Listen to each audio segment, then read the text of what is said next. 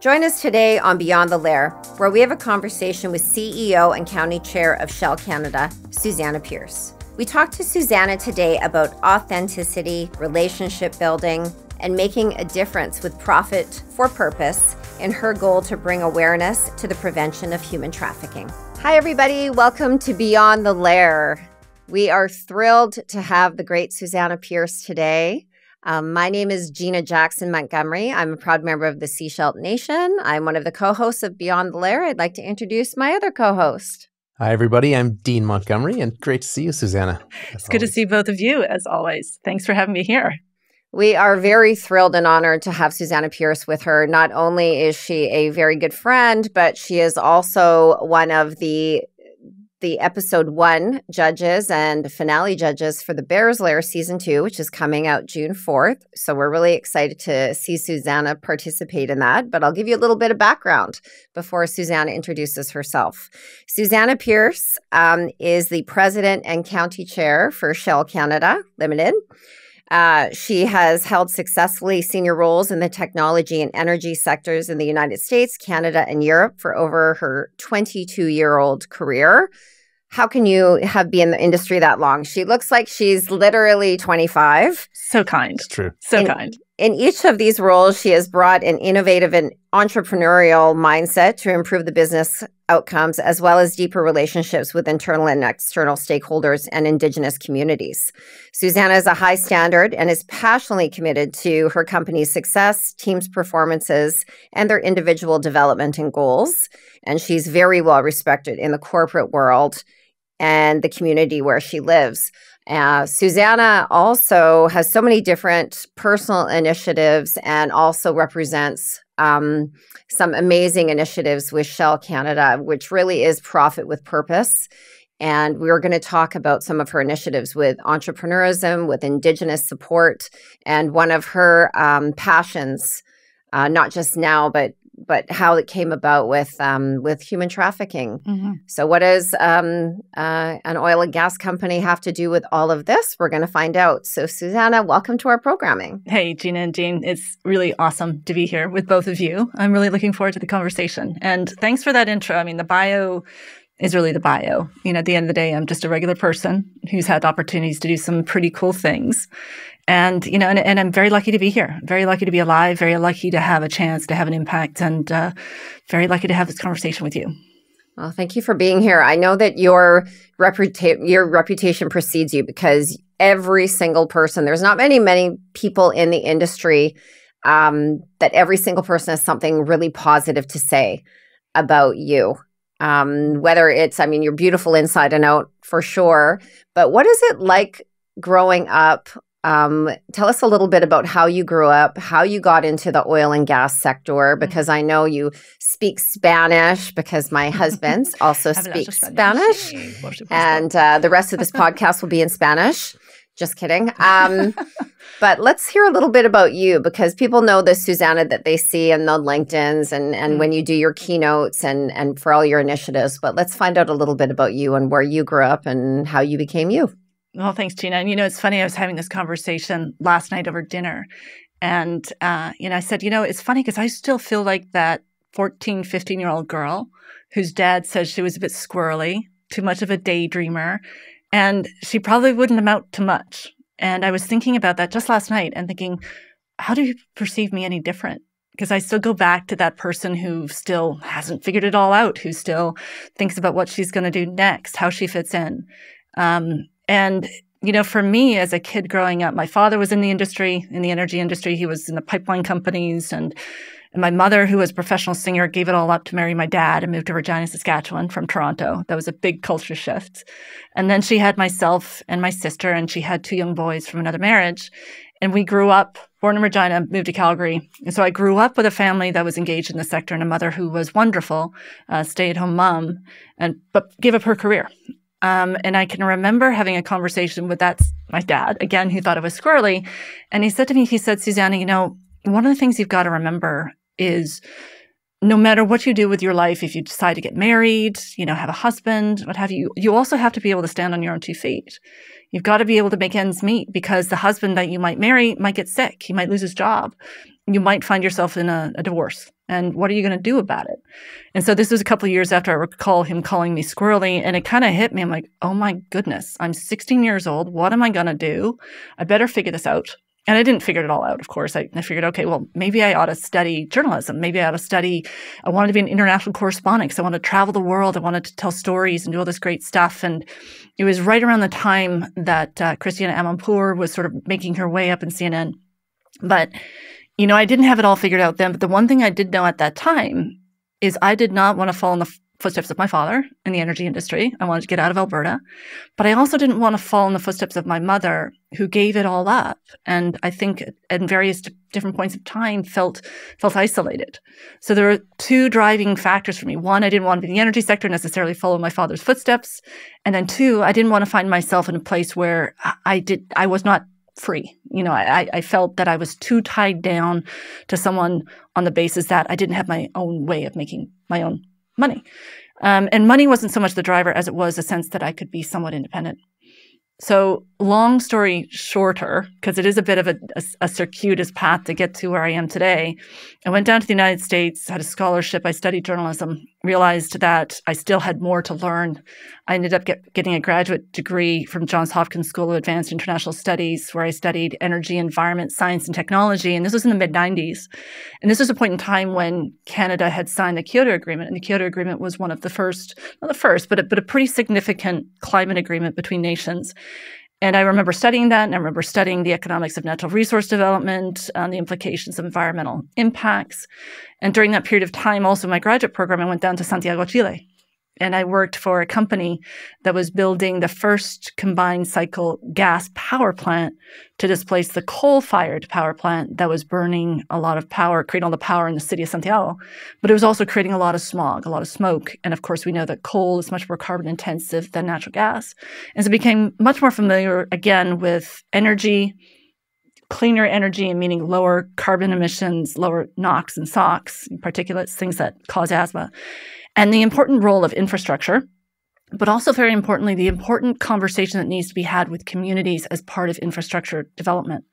Because one of my roles was also to go into the community to talk about that pipeline that was going to be bringing gas from Argentina across the Andes Mountains into Santiago to basically supply that power plant. And then I began to realize, oh my goodness, I'm actually really interested in this. I went all the way to Santiago, to Chile, Washington, D.C., only to find that I actually really do care about energy development, infrastructure development, but in particular where there is something better that comes with it. So having done that sabbatical away from graduate school, I graduated, and I hoped that I would go join the World Bank or the UN and develop energy in all these wonderful developing countries. But when I graduated, they weren't hiring, or they were not hiring me. And so I ended up at the time, late 90s, joining some technology companies that were doing a lot of business intelligence, data mining, and I became more involved in technology. But shortly after that, not shortly, but 5 years later, I found myself also in New York City, and 9/11 happened. And it was a period of time, too, that shook me because it made me realize, what am I doing here? Am I with people that I care about? Am I doing a job that I love? What is the purpose behind all this? And when you are that close to people who's lost their lives, kids whose parents are not coming home, you begin to really take stock of where you are. And it's unfortunate that sometimes you need these pivot moments to go, hold on, what am I doing? And so coming back after 9/11, I realized I'm not in a company that I feel purposeful in. It's not doing the things I believe in. I'm not in a relationship that's meaningful to me. It's time to go home. And so I actually ended up coming back to Calgary. I needed a job. Actually, let me say one more thing. I went down to Mexico for a couple of months. Then I went back to Calgary. And, I ended up putting my name in for a job at, which is now TransCanada Pipelines, TC Energy, just to help them with project development, got a job. And about 7 years later, Shell hired me. And eventually I ended up in the role that I have today. So that's a bit of a longer story than you probably needed. But I think the important thing about all that is it's so important to me that the work that I do is meaningful. And it's not about generating all the money in the world, then, gets returned to the shareholder. That's a very important part of it. Like, we cannot make investments that don't make returns, because then we would not have those investments in the first place. And if the private sector doesn't make those investments, then it's on government to make those investments. But the way that government generates money is through the private sector in taxes or through taxes on people. So there's a role here for the private sector, but the things that I do are really important to do where there's meaning beyond just generating profit for profit. Excellent. What does your dad think? What did your dad think about you circling back after all of those journeys and education and traveling and coming back to a sector that he was involved in his whole life? Yeah, it's a bit of a regret of mine because my father passed away, shortly after I joined Shell.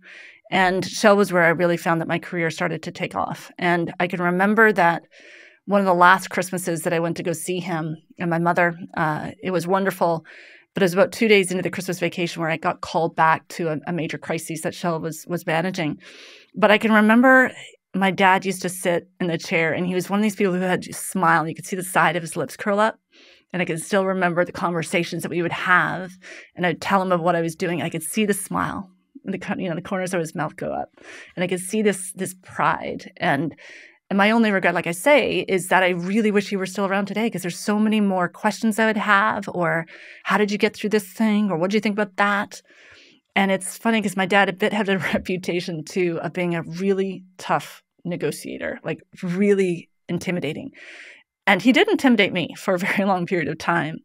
But then when I got a little bit older and we could engage in conversations where we shared interests, the intimidation went away. It became a much more collaborative conversation. So yeah, I think he was proud. And, I was certainly very happy to have someone I could talk to about various different energy issues. Yeah, well, I mean, you carry yourself in such a way that as a female in, maybe previously a man's world.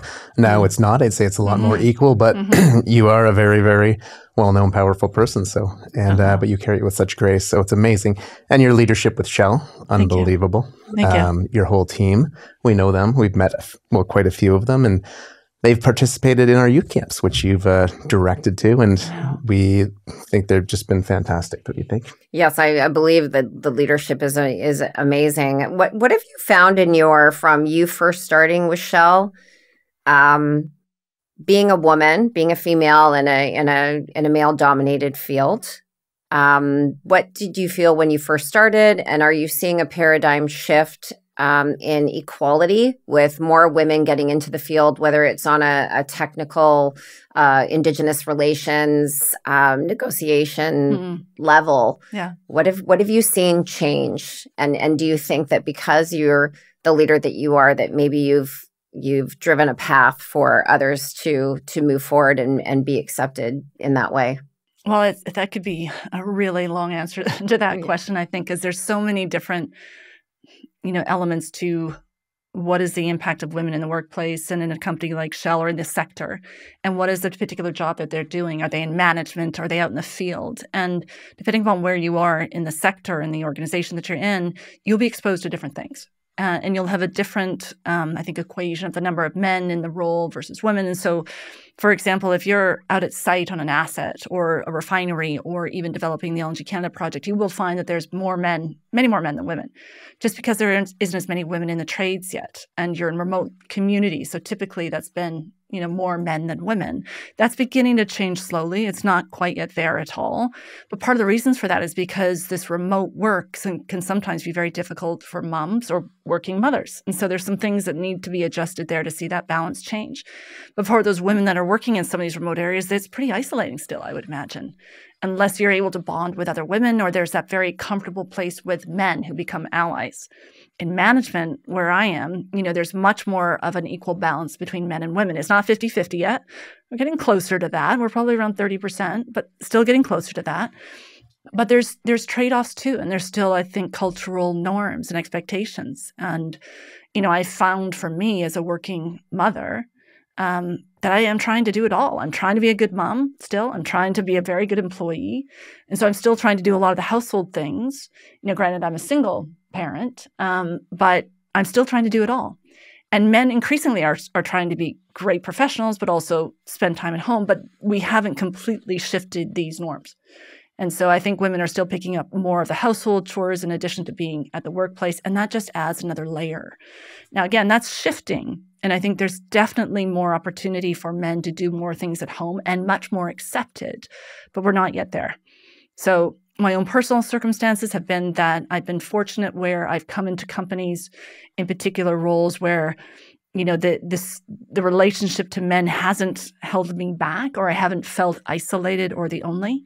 And I've worked with a number of leaders and bosses who have been allies, meaning that they really want you to be successful. They acknowledge that you have other things going on in your world, and that's acceptable to them. You know, I work for Shell where when I have my kids, I want to be there as much as I can.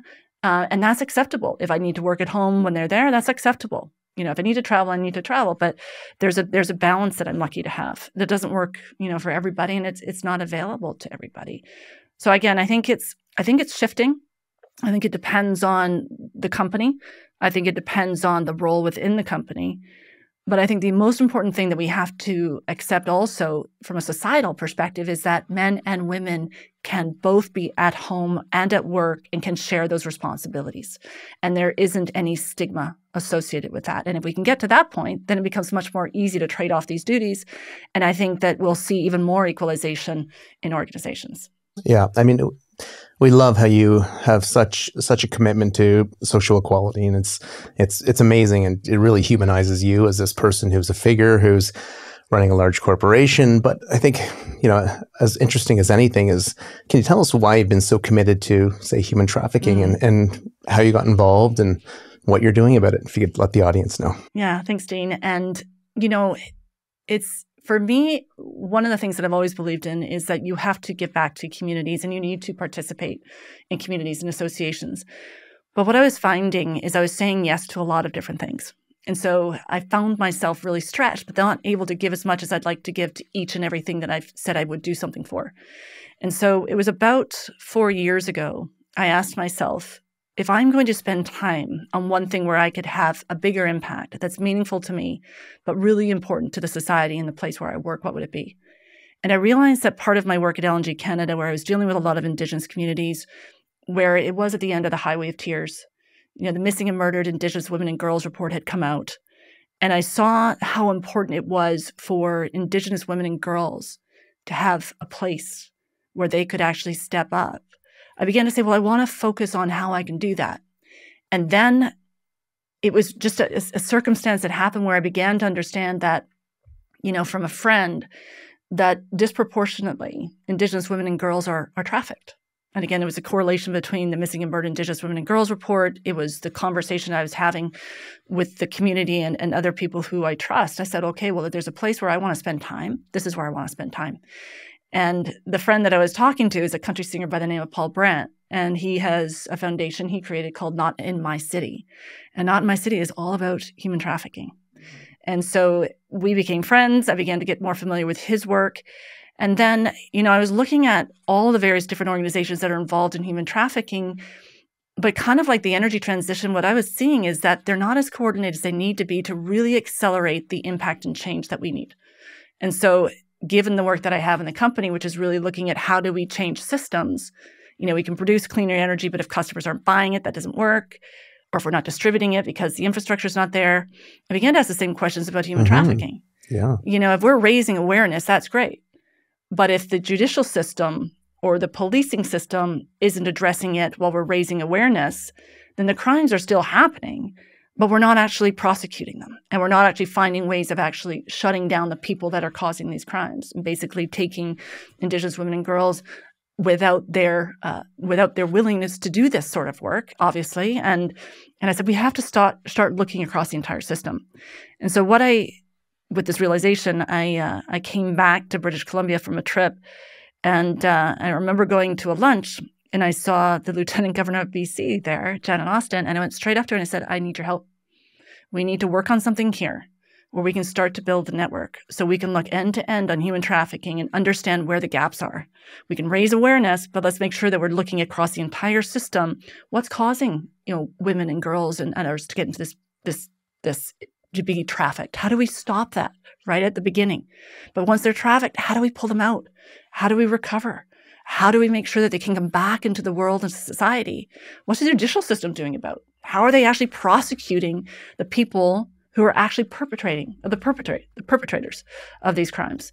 And so that's where we created the BC Network for Human Trafficking, Anti-Human Trafficking. And that's really about stitching together all of the organizations, coordinating more effectively so that we can share information, so that we can learn about where the gaps are, and we can really have an incredible impact from the beginning of this so that Indigenous women and girls and others are not finding themselves recruited or groomed into this without their knowledge. And that's oftentimes what happens.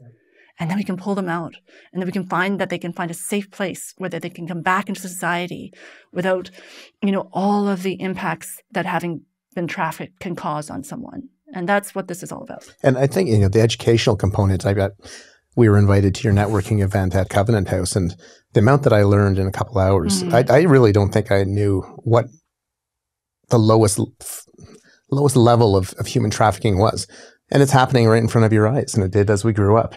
It's pretty amazing. Yeah. What for our listeners that may not know, because when you think of human trafficking, you automatically think of a movie called Taken with Liam Neeson. Neeson. You automatically think about that. You're going, your daughter gets dropped off at an airport. She gets picked up. She gets hustled. There's professional networks that work with this. It's overseas. His daughter got taken twice for some reason. But regardless, that's how we think of human trafficking. And can you explain to our viewers and our listeners what the definition of human trafficking is and how we should be concerned? Because this is happening in Burnaby, in North Vancouver, in our backyards. It's our teenage daughters that are in their rooms on social media looking for love in all the wrong places and meeting up with people. I mean, this is dangerous. Yeah, and so the piece of the trafficking that I'm really looking at, because you can be trafficked and you can be trafficked for work, but the piece that I'm really paying attention to is sex trafficking. And that is where individuals are taken without their will and they're trafficked for sex. And oftentimes it's because there's some hold over them by some individual who's trafficking them for money. And it's very difficult once you're in to get out. But it can happen to people who are having a relationship with an individual who's giving them a whole bunch of gifts, who then change that relationship into one, well, I will only give you this if you do that, or I have this information against you, or I will hurt someone that you care about unless you do this for me. So it becomes this relationship where the individual is held against their will, but is doing it because they're forced to. And so this is where sexual trafficking of individuals for sex is where I'm really spending my time on, against their will. Okay. And this is where we see the disproportionate impact on Indigenous women and girls. And my focus is on how do we prevent the grooming? Saying grooming can happen, and this is what's probably very surprising to people, where it happens in as you said, the backyard, in people's beautiful communities where an individual will have a relationship with someone whose full intention is to find a way to have information or some hold over them to then traffic them for sex. And that's what we've got to make people aware of. And that's what we have to make individuals aware of, is in relationship with someone where they're holding something against you, then using you and your body against your will for sex is not right. And when it's particularly with younger girls, it's absolutely not right. So that's the area that I'm really focused on. And working with the organizations, I have to say, that are experts in this field, coordinating the information between those who are raising awareness, going to schools. So Shell is supporting ending violence, as well as with the BC Lions, where it's basically ending violence in BC. They're going into schools with the BC Lions and promoting the idea of what is trafficking so that you're aware this is what grooming looks like. You don't want to get involved in these sorts of things. At the same time, they're talking about bullying. So that's the area of focus that I'm really focused on. And it is just here. It's not in some foreign country. It's the fastest growing crime in Canada. Wow. That's and you have a daughter of your own. Well, I was just thinking about that as I said that. And I could remember it was probably about 6 months ago. She was really on her phone, spending a lot of time on her phone, as kids do these days in social media. And then I found that she wanted to go for walks in the park. And I thought to myself, well, okay, but why are you going for a walk in the park? I became much more in tune, like, did somebody send you a message? Is somebody asking you to meet? Why are you doing these things? Mm-hmm. And so I became much more alert to my daughter. And then in particular, when you see changes in behavior, they become very despondent, very isolated. you have to ask the question, what's going on? And so these are some of the signals that you have to say. Someone is retreating. They're connected to a device. They're going off into locations, and you don't know where. They're not themselves. And that was happening to my daughter, and I'm like, whoa. It's terrifying. Whoa. And they don't want to share anything with you because part of it is that they feel ashamed or they're afraid. And thankfully, my daughter is not involved in trafficking. But seeing these things in my daughter and knowing that these are some of the signs, I was just, hang on a minute here. But that's how it starts. And next thing you know, people in your family, might be in that situation. And it's where you have to really lean in and really understand what's going on. No, I think it's really important to be in tune with that. And that's why marginalized communities, they don't have a lot of focus on taking on where their youth are. Yeah. And it's interesting because we do kids camps, and thanks to Shell and your directive as well, and your team, Shell has supported a third camp that's coming up for kids that are 11 to 18 years old, and that teaches social confidence, that teaches public speaking, team building, working within a group, what have you. But there are kids that don't know about this, a lot of the kids, so in our groups, the kids decide on businesses. And it's really interesting with Indigenous business, which is a reason why we created a TV show in the first place, is because Indigenous entrepreneurs, first and foremost, are looking for solutions to problems within their own community to elevate their own community, whether it's on a local, regional, national level. And a lot of these kids, and I would say probably about 50% of our communities with kids, are looking for an after-school program that can benefit them, where there's somewhere safe to go after school, where there are some eyes and ears on the youth, where they're able to not get parented, but they have a safe place to go. And I think that's a real need for communities, is to make sure that you know where your kids are after school, you know what they're doing after school, to provide them opportunities and after school programs for this, but particularly in Indigenous communities, which is why there's so many missing and murdered women and girls, is because we're not paying attention. No. And there's so many reasons why that might be happening. The parents may be working, or they may not have the opportunity to do that for one reason or another. So you're absolutely right. And I think, the work that you are doing too really, truly has to be commended by going into these communities and the work of these entrepreneurial camps. I mean, it's outstanding. It's outstanding. And, I'm really looking forward to see how each of these individuals continues in their life as a result of you being able to spend this time with them at this really important age, when we know that our kids, in particular teenagers, are beginning to say, what is my place in this world? And beginning to really have this kind of set of comparisons between the person next to them and them. Are they good enough? Are they good enough? Building confidence, giving them some of these basic skills. It couldn't happen at a more important time of development. And in communities that it's so exciting to see where they go next and how they prosper. So you guys deserve the medals for this work. Oh, gosh, it's our honor. And, we learn so much as well. Every time we go to a different community, you learn about the community, but the kids and the time you spend with them, there really is nothing more fulfilling. And you can see when you have like your staff come in and they volunteer their time, they're there for the weekend. And, I think they don't really know what they're getting into until they start developing those relationships with the kids. Yeah. And I can just give our hats off. Big thumbs up to John. We had a really great time. That's awesome. Yeah. And, well, they love it too. And they came back, and you can just tell they found something much more meaningful in that than they can have just in a regular job day to day. So thank you. Yeah, no, and I think we're finding more in a corporation like Shell, a few others as well. They're using this as corporate team building, right? And it's showing, because it does bring the humanity of your work to these communities. Yeah, it's great. I think it really important about Shell as well, and personally for yourself, is about consultation, appropriate, authentic consultation. And I worked for the Squamish Nation for 13 years as their ECDEV officer. Alltech was one of our first clients, or our first partnerships, and Dean led the Indigenous Relations Department, Indigenous Advancement Department.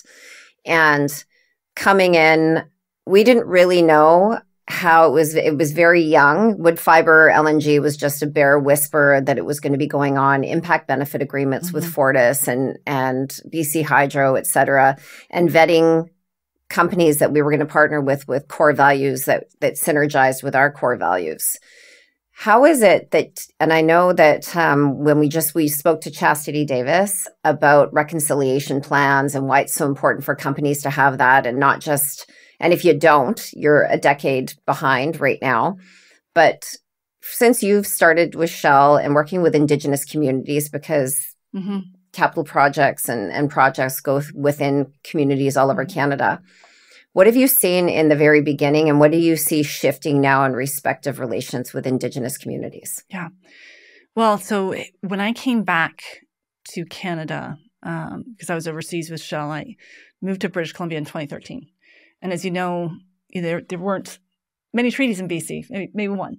And so therefore, a lot of the communities were not under treaty. And that shouldn't change how we approach Indigenous communities. But for me, it was more about, well, we need to make sure that we go out and we have conversations because, we don't know.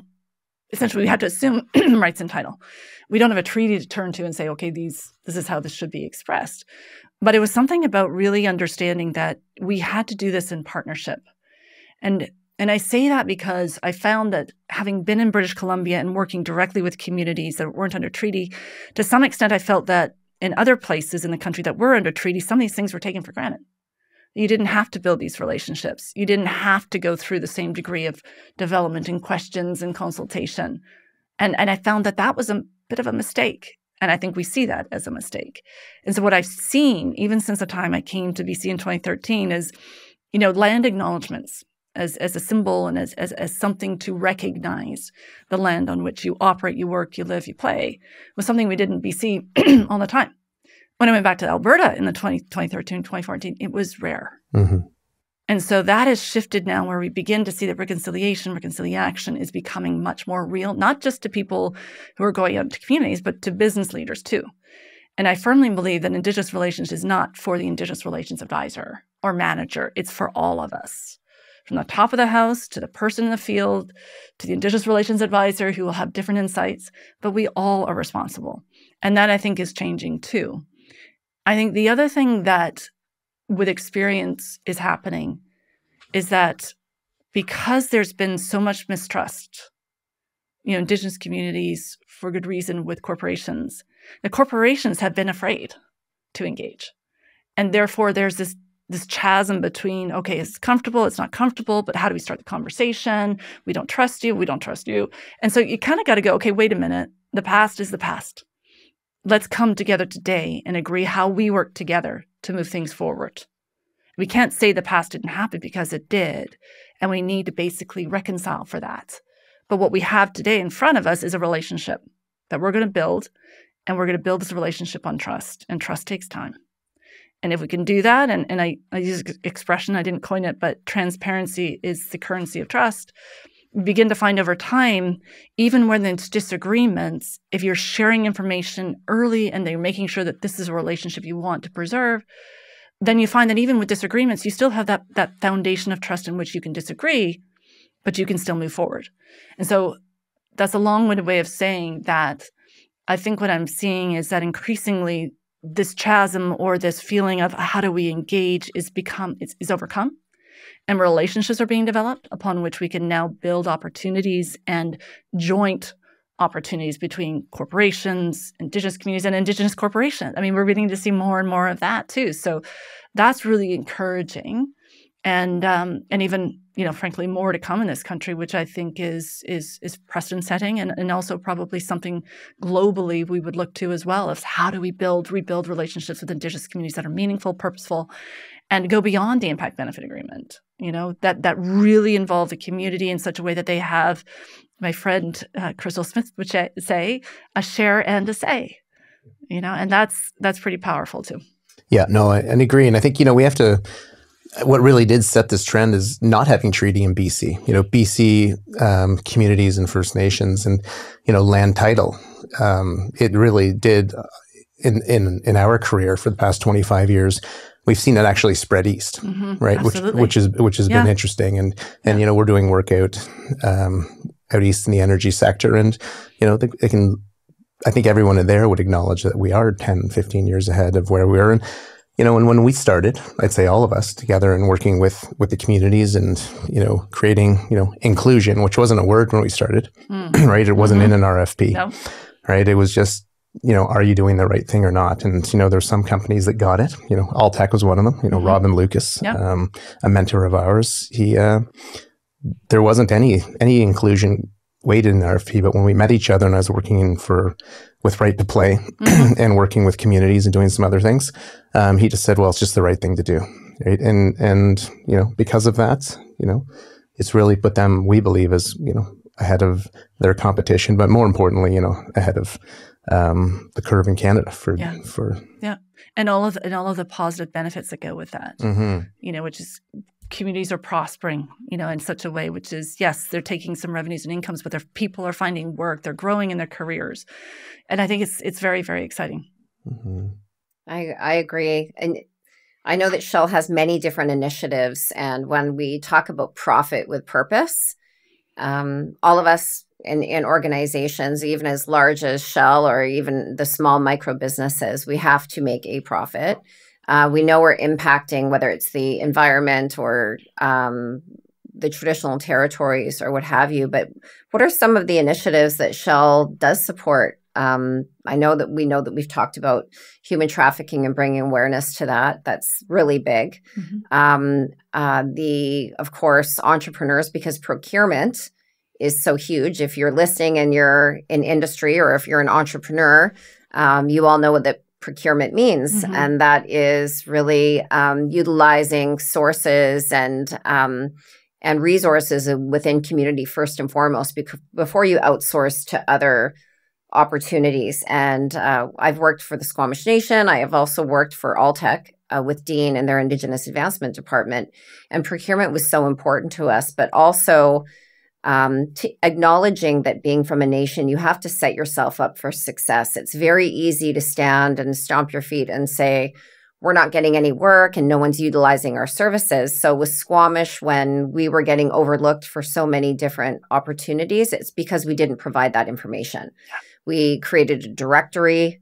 We updated our directory on a regular basis. So it didn't just involve employment and training, because we're very rich resourced here in the Lower Mainland with opportunities. So if you want to work, you're working. If you don't or can't work, you're not. And so employment and training not necessarily is for this area one of the biggest needs, but you can also, as an industry leader, provide opportunities to nations for corporate gifting, for artists, for big installations, any kind of artwork, educational programs like Shell helps with the Bears Lair, even being on a national TV show, so that you can really promote opportunity and support entrepreneurs. So what are some of the initiatives? Well, so certainly Inspire is one of those that we've supported over the years, for many years, actually. We also are doing some work with Livewire, and we do some other things at the Banff Centre that also help Indigenous communities or individuals actually grow careers and capacity and skills. But beyond that, too, with each of our projects, or even what we call assets, Scotford Upgrader and Refinery north of Edmonton, they would be looking at any projects they would do, contracting procurement with communities, with Indigenous companies. That's another element that when we look at who we're contracting with, is this Indigenous company? Do they employ Indigenous people? What is the local content of that, the Indigenous content? So those are some big ticket contracts too. I think the last time I looked, the LNG Canada project has close to $4 billion to Indigenous and local community contracts. $4 billion. And significantly, if those are nation-owned businesses, that the revenues are going straight back to the nation. It's pretty amazing. So contracting with Indigenous communities is another really key part of that. And then, certainly gifting is important too, and we're sharing that within the community. In fact, we have we have several art installations in Calgary as well as in Sarnia. If you go to Sarnia, where we have a refinery too, you can look at one of the tanks. There's a wonderful piece of art from a local Indigenous painter. And so we are finding wherever we can to find opportunities to actually basically procure and contract with Indigenous artists and also companies that can provide work for our projects and other things. I would say, though, that there's still much more to do.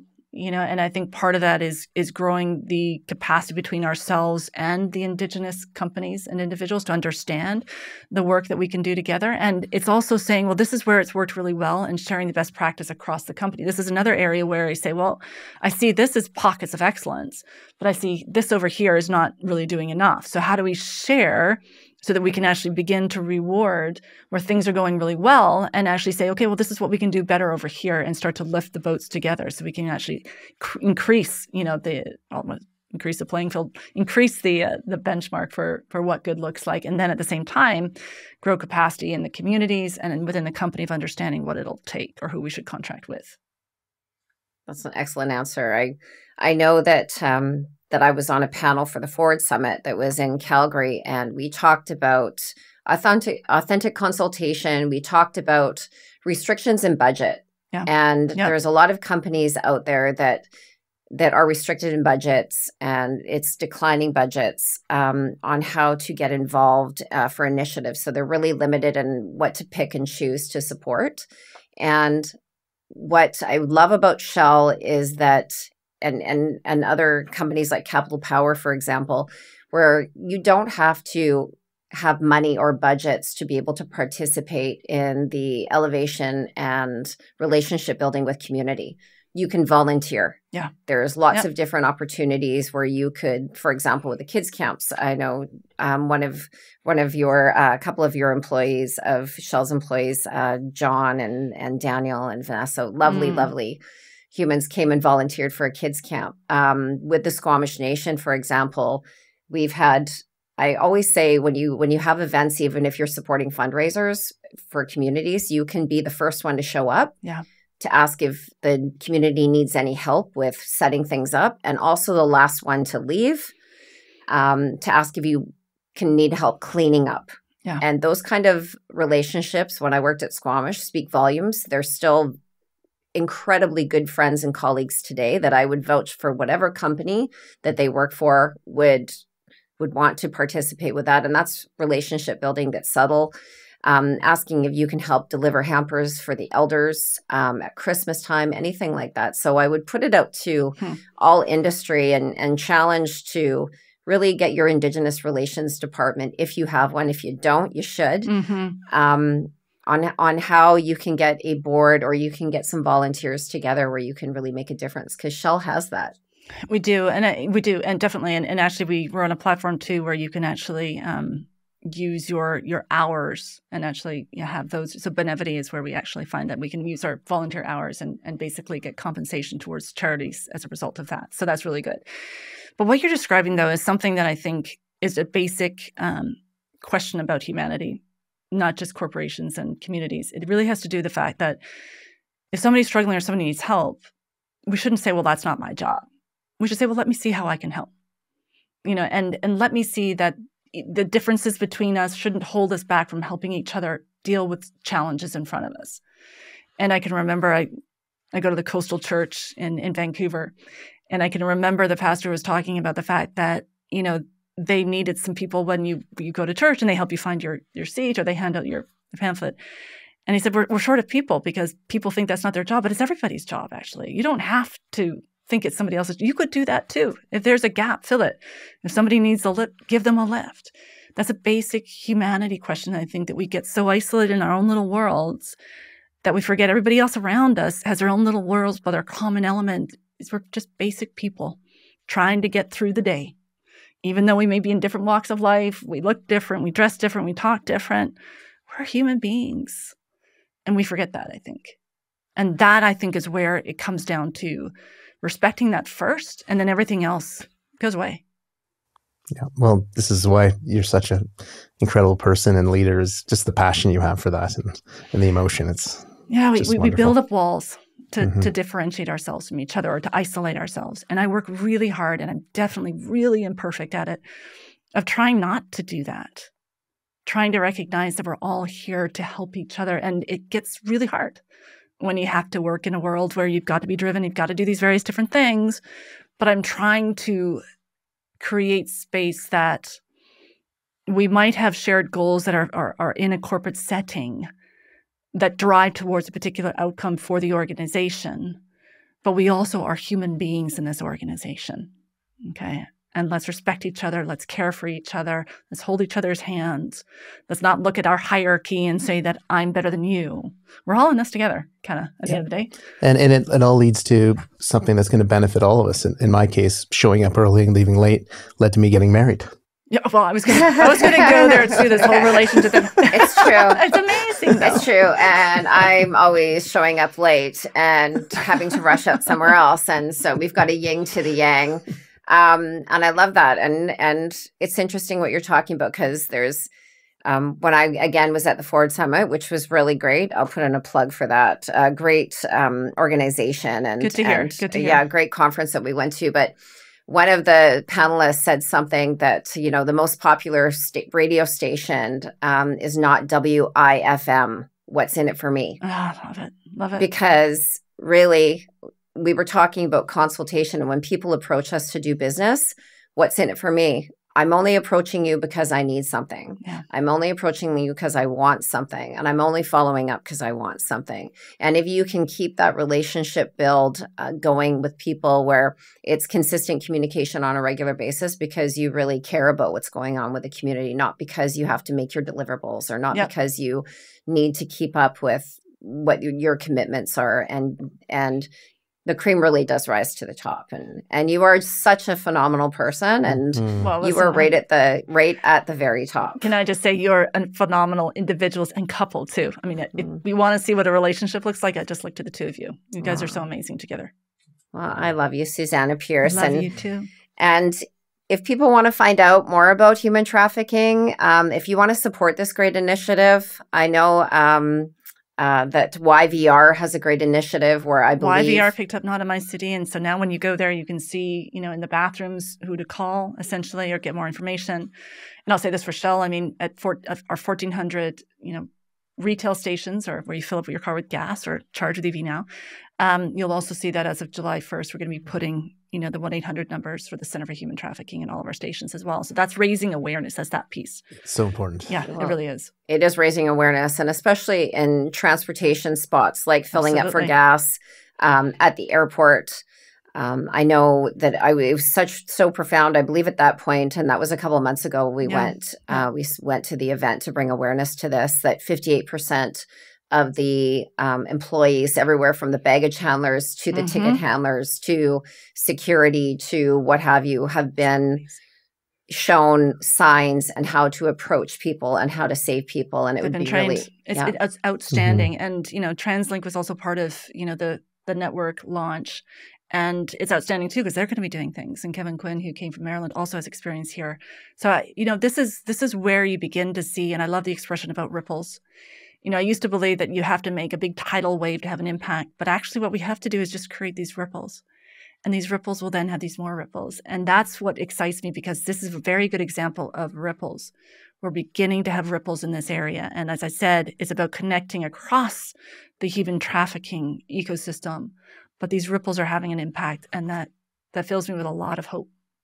Amazing. So how can people find out more about this and how they can support this initiative? So they can certainly contact me on LinkedIn. They can also go to the website, which is the BC Network for Anti-Human Trafficking, which is currently housed by the Lieutenant Governor's office. That will be transitioning in time, but you can go to either one of those places, and we can get you all linked in. Amazing. So, thank you so much for being with us today. Thank you, Gina. Thank you, Dean. It's awesome to be with both of you. Thanks for listening to Beyond the Lair. Please follow us, download this episode, and follow us on social media on Instagram, Facebook, LinkedIn, and TikTok.